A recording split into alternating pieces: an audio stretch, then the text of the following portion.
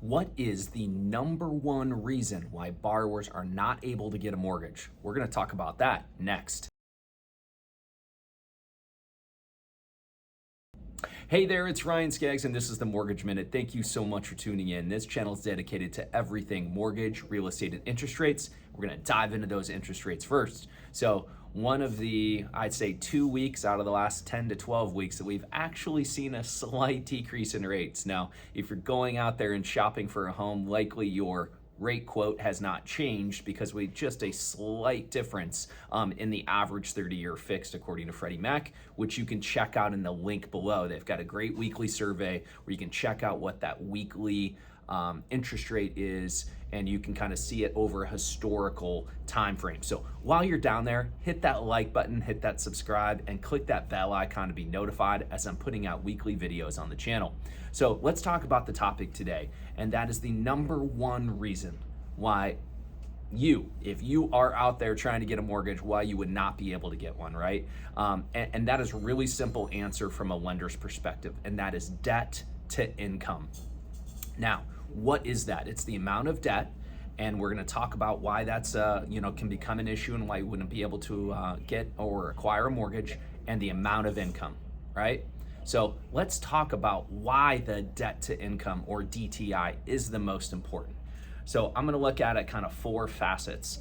First, potential job changes. So if you're a real estate agent out there and you hear some clients in the back seat of the car talk about a new job or something else, or if you're looking to get a mortgage and you're potentially thinking about a new job, absolutely, positively, let me shake you, talk with your lender. This is what we would call, one of those issues that could just blow up the entire deal. So the reason why that would be important is that, let's say you're going from salary to 1099, is that, hey, I'm gonna make more money as a 1099 than I was on salary. Well, maybe, but you don't have a history of it, right? So there's underwriting policies that we would be required to underwrite you to, and that could be one of those issues. Next, new credit. Even when we, my team, and I'm talking 10 plus years, tell people, do not have your credit pulled. If you have any new credit inquiries, don't buy a new car, don't do this, don't do that. It still happens. It still happens. So new credit, because we're trying to calculate the amount of debt for the loan file, and you put new debt in there, we have to add that in. We have to get documentation. Now, maybe it wouldn't matter. Maybe we can just add it in and that's okay, and you still qualify. But definitely new credit pulls, new debt is one of those issues. Next, and this is likely for the generation that would have kids around high school into college, and that is co-signing on loans. So your son is in medical school and you're gonna become a doctor. Awesome, and you co-sign for those loans. Well, that is your debt too, right? So because you co-sign, that's your debt too. So we have to take the minimum monthly payment across, say, $100,000 of student debt and have to count that against you. So if you co-sign for a brother, sister, aunt, uncle, friend, parent, son, daughter, whatever it may be, if you co-sign, understand that could be counted against you. There's some ways to be able to get around it, but likely that is one of the issues that can come up and why you wouldn't be able to qualify. And then the last piece is kind of on that same, kind of piggybacking that same point, but undisclosed debt.